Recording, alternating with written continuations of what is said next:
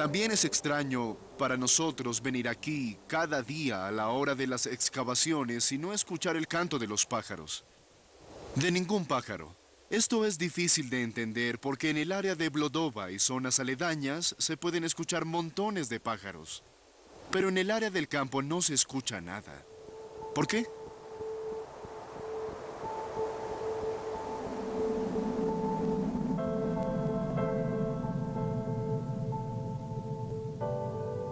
Monumento conmemorativo de Sobibor, Sobibor, Polonia.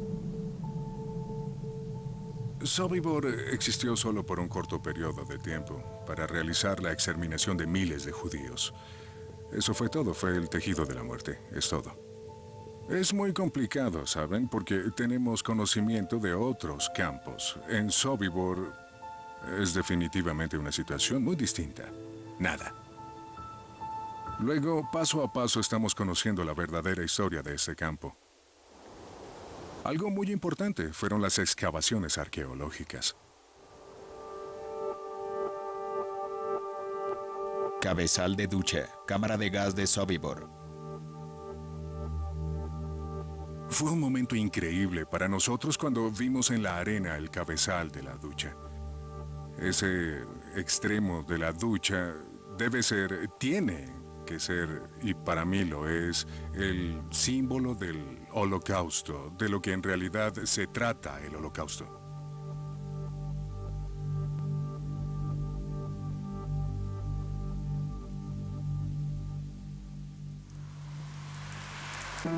Tom Vlad, sobreviviente del campo de exterminio de Sobibor.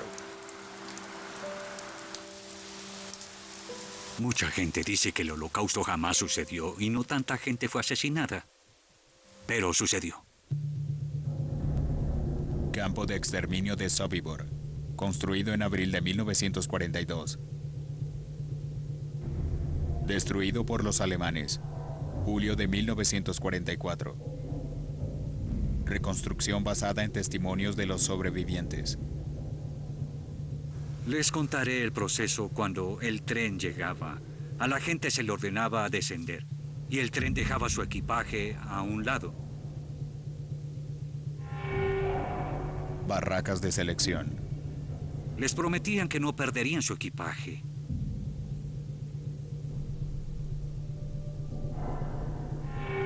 Área de desvestido. Un alemán que fingía ser doctor, con un delantal blanco, a veces usaba un uniforme blanco, nos daba un pequeño discurso y se disculpaba amablemente. Porque por razones sanitarias necesitábamos una ducha. Barracas de corte de cabello. Por favor, desvístanse, dejen su ropa en un lugar alejado donde las encuentren más tarde y caminen por este pasillo hacia las duchas. Y la gente no sabía, a veces aplaudían y gritaban bravo. Los alemanes hablaban tan bonito. Y allí se iban por el pasillo directo a la cámara de gas, a la que llamábamos Himmelfahrtstraße, el camino al cielo.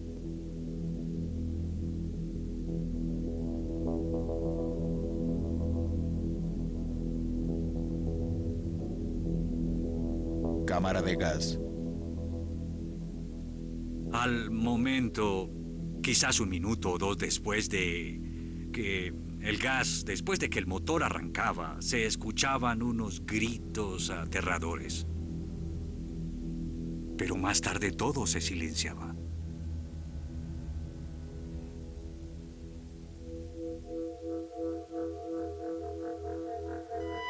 Tomaba unos 15 minutos escuchar esos gritos, algo como un enjambre, como muchas abejas.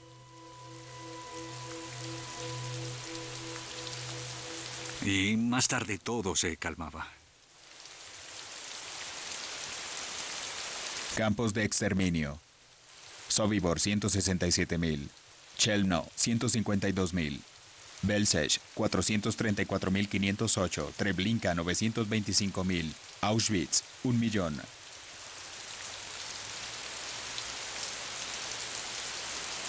Total de fallecidos, 2.857.000, 3.139.000.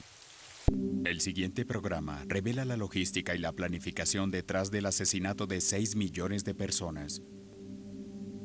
Para ilustrar la extensión del horror de este crimen, se mostrarán fotografías y artefactos poco conocidos. Debido a la naturaleza gráfica de algunas imágenes, se recomienda discreción del televidente.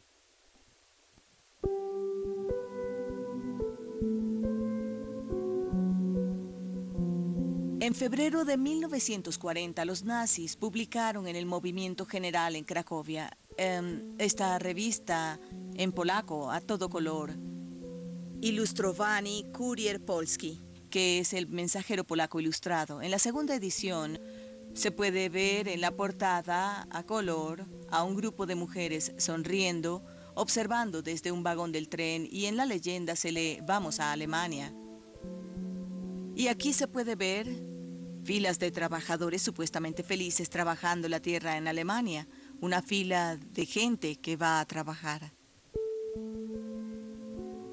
En ese tiempo había decenas de miles de polacos deportados a Alemania como mano de obra esclava. Si pensamos en el Holocausto europeo, este es con seguridad el nombre del asesinato de los judíos europeos. Pero la persecución nazi también abarcó a los gitanos y a los prisioneros políticos y trabajadores forzados. Tenemos todo un mundo de persecución y asesinato.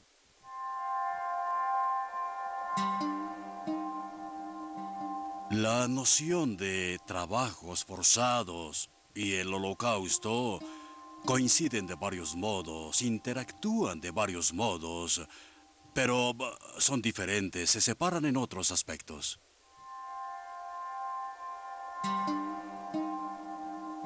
El Holocausto es la persecución y aniquilación de los judíos europeos patrocinada por el Estado. La definición no incluye a las víctimas no judías. Ahora bien, para 1945 había no menos de 8 millones de trabajadores extranjeros, la mayoría de ellos forzados, trabajando dentro del territorio de Alemania. Estamos en la Asociación Mundos Subterráneos de Berlín, en uno de los búnkers del periodo de la Segunda Guerra Mundial. Lo que ven aquí es un gabinete de ADREMA. Es una antigua ADREMA o Addressing Machine o archivo de direcciones. Es de una fábrica que estaba ubicada aquí en Tempelhof, en Berlín.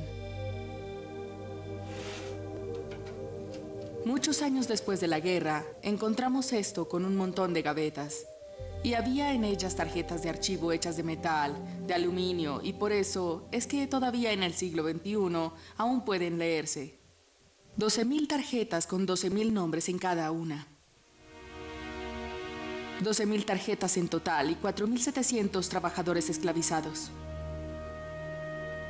En cada tarjeta aparecía el nombre del trabajador o trabajadora o de dónde procedía. Aquí tengo varias tarjetas de identificación en la mano. Siempre vemos que está almacenada una persona en cada tarjeta. Aquí, por ejemplo, tenemos a Alicia Kulesza. Ella era de Polonia.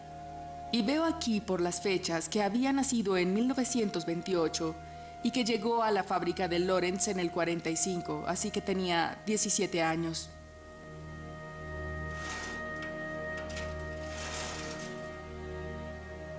Los alemanes explotaron las poblaciones bajo su control y, dependiendo de quién fueras, tenías un destino diferente. Pero una de las principales formas de explotación eran los trabajos forzados. Dora Mittelbau era el campo de concentración asociado con las instalaciones subterráneas que fabricaban los cohetes B-1 y B-2. Quienes estuvieron involucrados en la creación del campo en sí trabajaron bajo condiciones muy difíciles. Montones de polvo, circulación de aire deficiente y muchos de ellos perecieron como resultado de su trabajo. Esto fue construido por trabajadores esclavizados. Venían del campo de concentración en Buchenwald. Dietmar Arnold, presidente de la Asociación Mundos Subterráneos de Berlín. Esta área donde estamos aquí está debajo de una montaña y era absolutamente segura contra los bombardeos estadounidenses o británicos. Las entradas de los túneles principales en este sistema subterráneo fueron voladas por los soviéticos en el año 1948. Hoy podemos ver apenas 3 o 4% de toda la fábrica subterránea.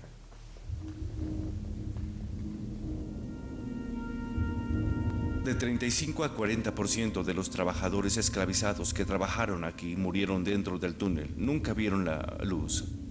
Algunas personas sobrevivían solo por 3 o 4 días. Se adentraban en esta montaña, vivían aquí y morían aquí. Construían y excavaban la piedra solo con sus manos. Dormían en las frías piedras.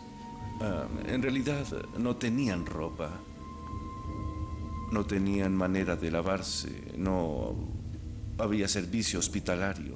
Era así, no había nada. Solo trabajaban y morían aquí. No puedo imaginar cómo fue posible que esto existiera aquí por semanas o hasta meses.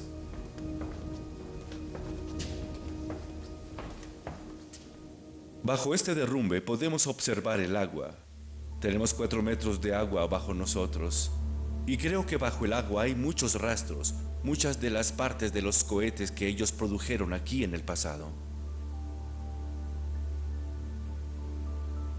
Al inspeccionar estas salas y estos túneles subterráneos, para mí no es solo una fábrica, una base técnica del Tercer Reich. Este era un lugar de muerte. Todas las víctimas del Tercer Reich murieron aquí, bajo esta tierra.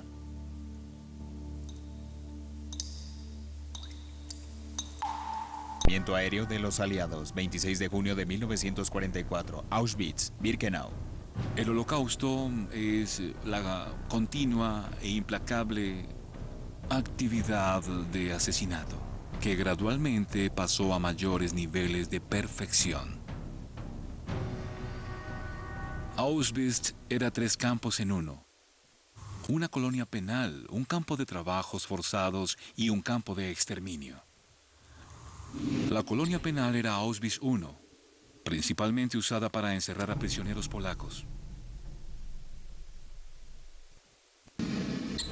Buna Monowitz y 40 subcampos eran campos de trabajos forzados. El tercero de los campos era Auschwitz II o Birkenau, que era el campo de exterminio. La idea era que existiera una relación muy intrincada entre los trabajos forzados y los centros de exterminio.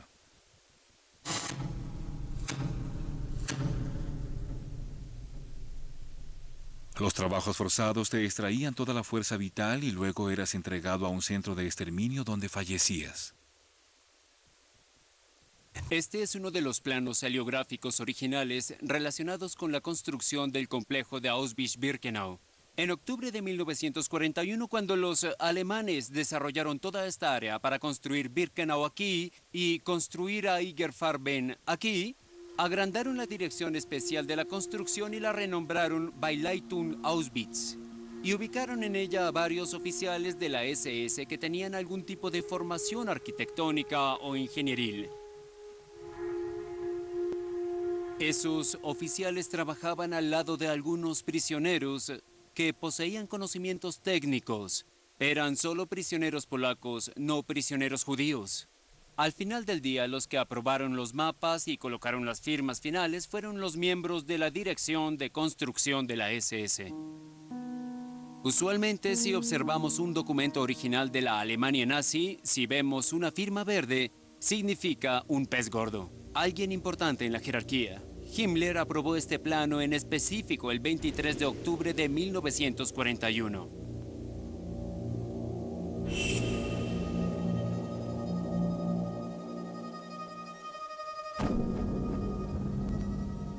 Rudolf Hess, quien era el comandante de Auschwitz, podía alardear de que Auschwitz era la cúspide del proceso de exterminio, y la razón por la que podían hacerlo es que en Auschwitz mataban rápido y de manera limpia. Auschwitz, irónicamente, también fue el lugar en el que la infraestructura en sí le permitió desempeñar su papel. Había 44 vías férreas paralelas en Auschwitz. Penn Station en Nueva York tiene 21 y todos sabemos cuánta gente subía a Penn Station al comienzo de un ajetreado fin de semana de fiesta. El mayor número de vías férreas en Estados Unidos eran 49 en el área de Chicago. Crematorio 2. Auschwitz tenía 44, lo que significaba que podía manejar la gente que llegaba de cada rincón de Europa y era llevada hasta el centro. En Auschwitz todavía se puede observar lo cercano del sistema de vías férreas y las cámaras de gas. Estaban apenas 50 metros una de la otra. Ahora bien, en Auschwitz no existía rampa al principio. Solo había una plataforma barata de madera en la estación de carga de Auschwitz.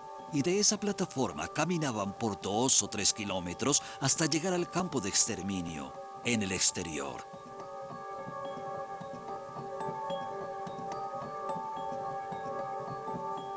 La SS y el comandante de Auschwitz sintieron que esto ya no se veía profesional y construyeron esta calzada para ingresar al campo, a través del portón que ahora domina los recuerdos y la historia. La rampa de Auschwitz, que conocemos con el portón cerca de la vía férrea, fue puesta en operación a principios de 1944. Toda la operación de Auschwitz se ha convertido como en el símbolo del Holocausto. Una de las razones es porque, por la naturaleza del campo, hubo muchos sobrevivientes y sus historias han sido contadas, en especial en Occidente. Barracas 277, literas de madera 36, internos por barraca 500, internos por litera 5 a 6. Si vamos a la antigua Unión Soviética y hablamos sobre el Holocausto, Auschwitz no sería mencionado. Su holocausto fueron los ajusticiamientos individuales de los judíos en sus casas. 4 cámaras de gas, capacidad de procesamiento diario, 8.000 planificados, 6.000 realizados. Se trata más de los recuerdos y cómo estos se construyen. Una menor cantidad de personas fallecieron en Auschwitz de las que murieron ajusticiadas por los Einsatzgruppen y sus colaboradores. Número de víctimas de Auschwitz entre 1941 y 1945. Prisioneros de guerra rusos 15.000, gitanos 21.000, polacos 70.000, 74.000, judíos alrededor de 1.000.000.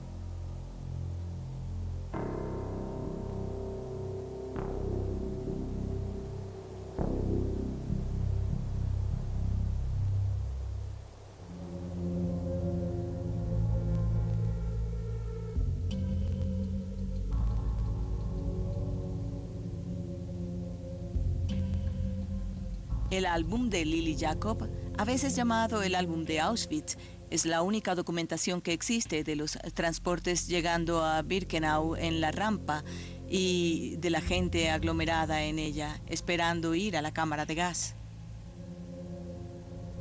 La razón por la que pensamos que pudieron tomar esas fotos es que un nuevo comandante, Richard Baer, llegó a Auschwitz. Y presumiblemente este álbum pudo haber sido armado como álbum de presentación para él, de cómo funcionaban las cosas allí, sobre lo que hacías, como ejemplo de que hacían su trabajo y lo hacían de manera efectiva y limpia, y para que viera la estructura de cómo funcionaba todo.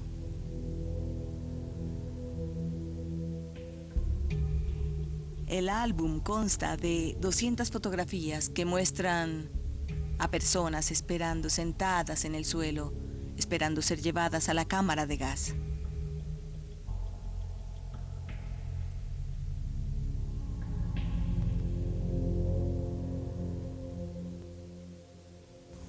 Muestra a los hombres y mujeres seleccionados en la rampa.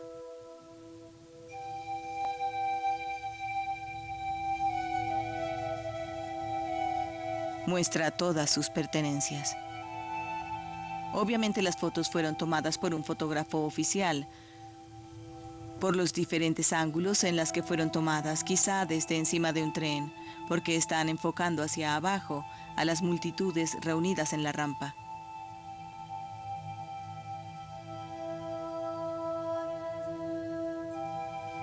Las fotografías fueron muy bien presentadas con una bella caligrafía describiendo lo que sucede en cada una, la llegada y la selección.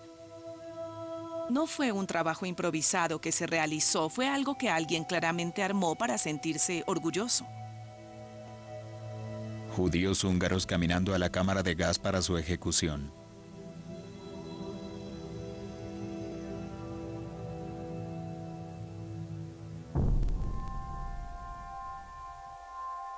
Himmler más tarde, en octubre de 1943, dijo: hemos hecho lo que hemos hecho para alcanzar lo que hemos alcanzado y que muy pocos han hecho de una manera humana y moral. Este es un capítulo de la historia alemana que nunca debe ser escrito o relatado. Yo pregunto si no debe escribirse o saberse sobre esto porque yo sé al respecto. Porque en el fondo, aunque Himmler dijo que nunca se escriba o se relate, hay evidencia de audio que ocupa un espacio extenso en un discurso grabado por Himmler, en donde dijo que estaba orgulloso de lo que estaba haciendo porque quería documentarlo para la posteridad.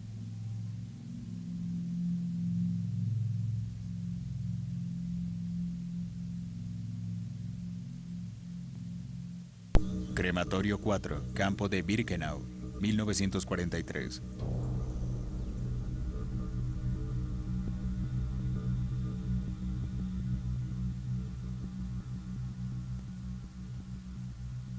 Las primeras cámaras de gas grandes en Auschwitz no pudieron comenzar a funcionar porque el material para quemar los cadáveres no podía ser transportado en los trenes porque era un negocio civil en 1943. Así que estos equipos permanecieron en Erfurt, Alemania, y esperaron 8 semanas para ser transportados a Auschwitz. Eso es porque las vías férreas tenían poco espacio y construir un crematorio no se consideraba efectivo para la guerra.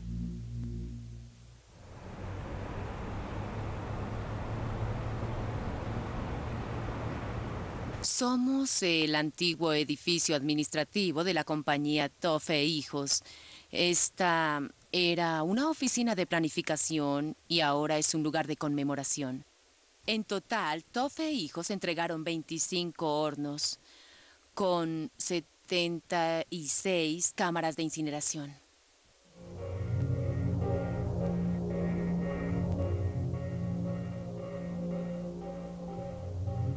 Los ingenieros desarrollaron hornos y técnicas para exterminio masivo en las que la SS no había pensado aún.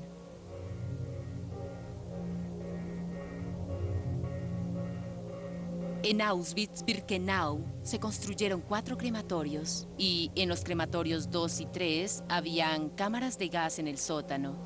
Y para cambiar el aire envenenado con aire fresco necesitaban un sistema de ventilación. Y estos sistemas también fueron proporcionados por Toff e Hijos.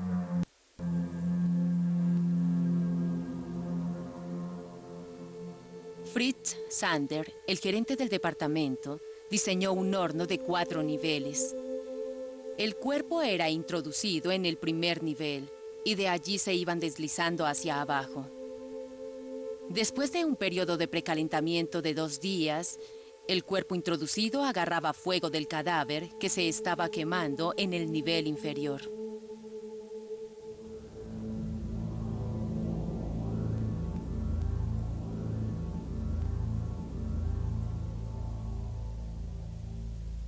Estamos en la antigua oficina de planificación. En este sitio, Kurt Prüfer tenía aquí su sitio de trabajo.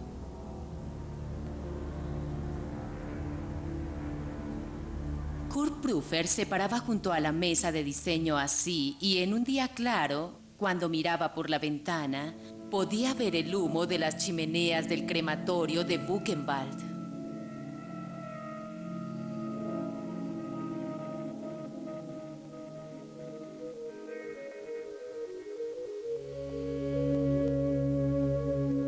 Cuando Kurt Prüfer construyó el horno para la SS, quería aumentar sus ingresos y ser reconocido como un buen ingeniero.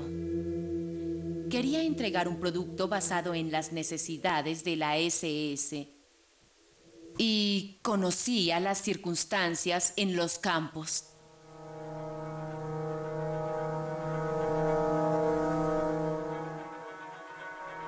Ciclón B, el gas, necesita una temperatura de 26 grados para generar su efecto fatal. Y Kurt Prüfer lo sabía. Así que le sugirió a la SS en Auschwitz-Birkenau que precalentara las cámaras de gas con el calor residual de los hornos. Trabajaba en esta construcción en su tiempo libre en casa. Hornos entregados a la SS, 26 hornos con 76 cámaras, máximo de cuerpos por cámara, 8, máximo por día por cámara, 800.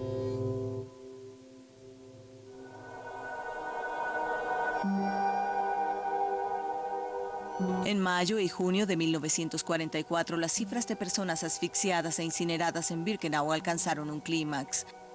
Hubo más de 132,000 cuerpos por mes. Para manejar esto, se encendían piras. Fue en el otoño de ese año, 1944, que el Sonderkommando tomó fotografías de las piras con los cuerpos incinerándose. Hacían esto de manera clandestina, desde las barracas, a través de las ventanas cercanas a la pira que era encendida.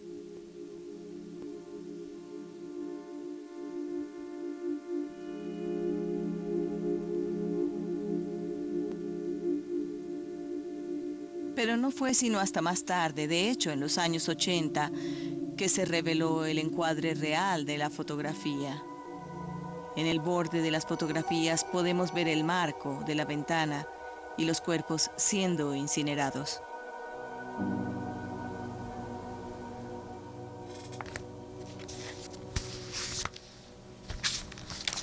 Creo que existe un malentendido acerca de Auschwitz, que los oficiales de la SS que trabajaban aquí, lo único que hacían era supervisar a los prisioneros y llevar a la gente a las cámaras de gas, y no es cierto. Administraban su tiempo, hacían su trabajo, y cuando terminaban, tenían diversos juegos y ferias de libros. Tenemos registros de normas de comportamiento como mantener a los perros amarrados, asegurarse de que las mujeres guardias no visitaran los cuarteles sin supervisión y ese tipo de cosas.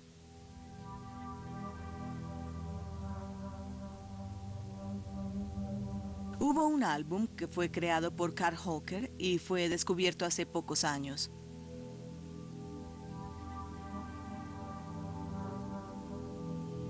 Pero el asunto es que no me sorprende mucho. La gente se conmociona por las imágenes en el álbum de Hocker. Esas fotos muestran a las jóvenes, las trabajadoras de Auschwitz, divirtiéndose con los oficiales de la SS. Una imagen muestra a algunos de los más notables personajes de la SS en una especie de velada musical, acompañados por un acordeonista. Parecen una coral masculina.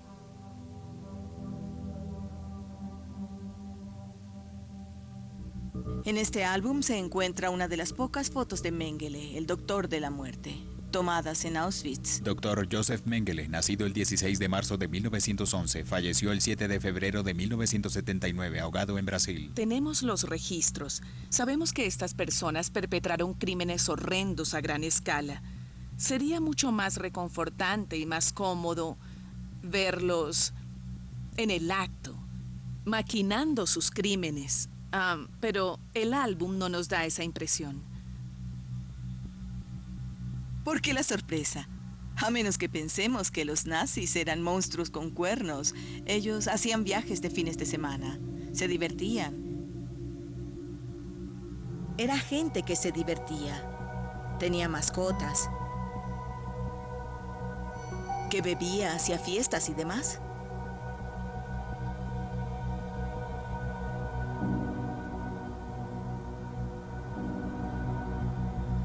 He estudiado el Holocausto por 40 años. Y al principio estuve más interesado en las víctimas. Quería escribir sus historias y contar lo que había pasado. Con el tiempo entendí que no puedes contar las historias de las víctimas sin contar también las historias de los victimarios. Y me sentí fascinado no por lo inhumano de las matanzas, sino por lo humano de los asesinos. Si todos los asesinos fueran sádicos y endemoniadamente malvados, entonces el mundo estaría más protegido de las implicaciones del Holocausto, porque esto nos daría que hombres comunes, dadas unas circunstancias extraordinarias, se pueden convertir en asesinos sistemáticos.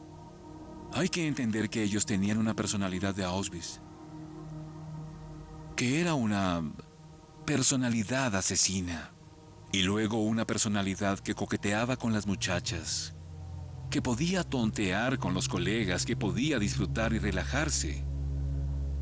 Eso nos presenta un reto humano porque significa que hombres y mujeres comunes tienen la capacidad de cometer los actos más extraordinarios, actos horrendos, actos malignos, actos atroces.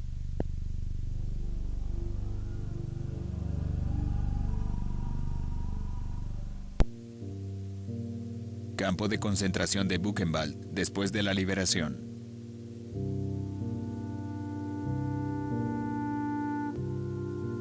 Los alemanes de la localidad fueron forzados a presenciar atrocidades.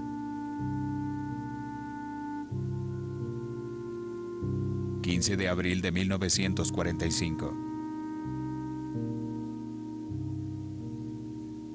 Muchos alemanes que tenían acceso al conocimiento sobre los campos de concentración estaban conmocionados ante la inmensidad física del horror.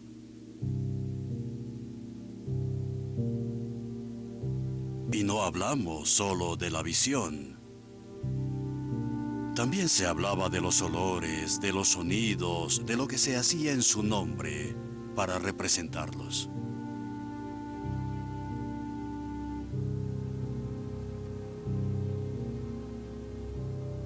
Y si vamos a conectar esto actualmente a una generación de alemanes que son los nietos o hasta los bisnietos de esta generación, existe todavía la creencia de que todo fue hecho en nombre de Alemania. Esta es una urna usada en los inhumanos Esta es una actos parte de mi historia. Me opongo a ella, pero debo lidiar con ella. No es solo la historia de su país, es la historia de sus familias. Así que ellos se enfrentan a aspectos emocionales complicados. Ellos entienden la historia y sienten, en muchos casos, una especial responsabilidad por protegerse de cualquier aspecto que emerja y que haga eco de esa historia.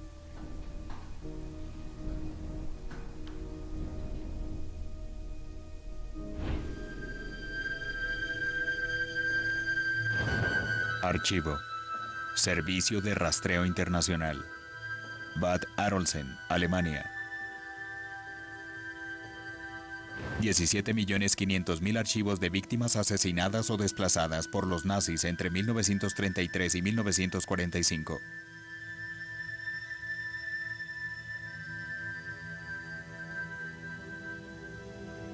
Es la mayor colección en forma original de las víctimas del periodo nazi. En los campos de concentración como Dachau, Buchenwald, Bergen-Belsen y otros, los nazis llevaban nota de todo. Las víctimas perdían sus nombres y se convertían en números. Y hoy tenemos a muchas personas que nos escriben. Y son la segunda o tercera generación. Y nos dicen, quiero saber qué le sucedió a mi abuelo. En consecuencia, necesitamos documentación.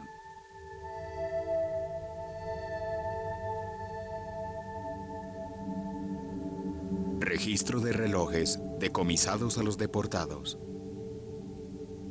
Aquí en el servicio de rastreo tenemos unos 2.000 sobres de estos con objetos personales, que van de billeteras con fotos hasta relojes, anillos, brazaletes, etc.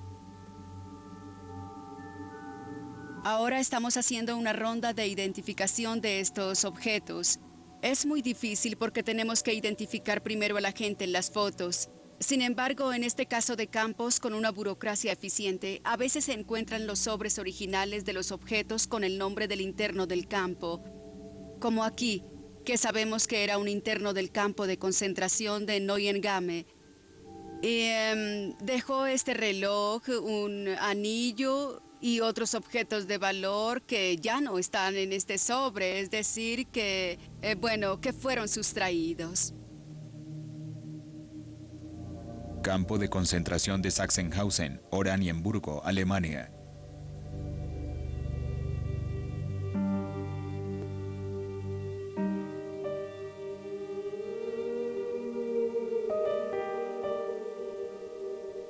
Déjenme contarles mi profunda experiencia personal cuando me enfrenté por primera vez a la presencia de la ausencia. Mi padre falleció en 1990. Soy un judío religioso. Observamos el periodo de luto sentándonos en casa y recibiendo invitados por 7 días. Lo llamamos Shiva. El primer viernes por la noche nos sentamos a cenar y uno no guarda luto en el Sabbat. Yo estaba allí con mis hijos, con mi esposa, mi madre y mi hermana. Y la silla de mi padre estaba vacía. Y literalmente no pudimos comer hasta que mi madre me pidió sentarme en la silla de mi padre. Porque la ausencia de mi padre se imponía más que la presencia de los demás. Cuando uno llega a Sobibor, está vacío. Apenas si podemos imaginar lo que sucedió allí. Sobibor en la actualidad. Pero esa ausencia muestra una presencia. Y los fantasmas están allí. Las imágenes están allí. La magnitud de lo que sucedió está allí, aun si está invisible.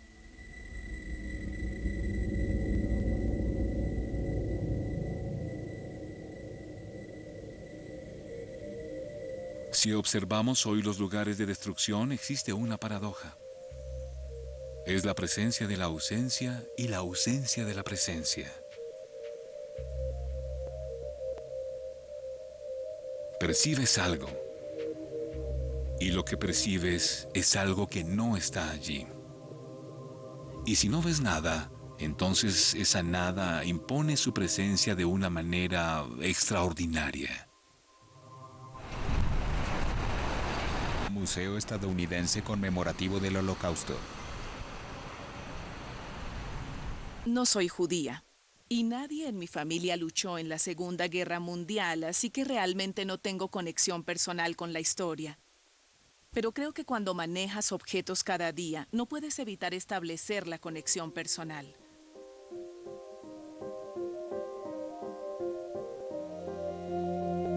Las cifras son demasiado grandes para entenderlas. 6 millones, 11 millones, es muy grande. Anillos de víctimas no identificadas, masacre de Busk, Ucrania, 1941. Un objeto que alguien manipuló, algo que alguien poseyó, algo que alguien escribió, te genera empatía.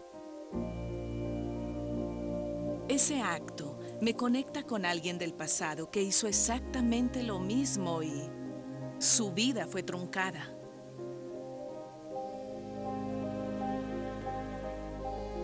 No creo que las cifras te muestren la humanidad, y debido a que el Holocausto es el crimen mejor documentado de la historia, estoy convencida de que la verdad está allí. Puede que nunca sepa el por qué, pero hay algo allí que me ayudará a impedir que esto vuelva a sucederle a alguien. Tiene que existir.